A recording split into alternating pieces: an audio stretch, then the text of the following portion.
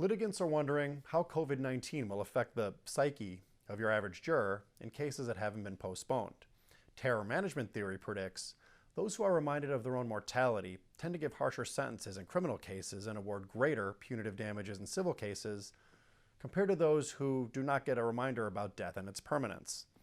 I believe this phenomenon will be more salient in medical malpractice and personal injury cases, where jurors will be more likely to punish defendants who they perceive as not taking safety seriously or flaunting the well-being of the public.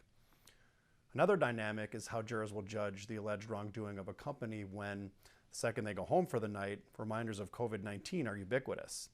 In this scenario, a standard is created where the actions of the defendant will typically be seen as comparatively less problematic and unsettling compared to the mortal threat of COVID-19.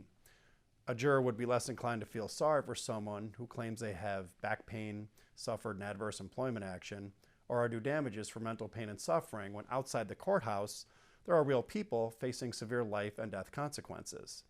This, there are bigger problems in the world perspective, will help defendant companies stave off reptilian efforts to arrive at a large damage amount. So which is it? An anxiety-based impulse to stick it to a defendant or a tendency to show leniency?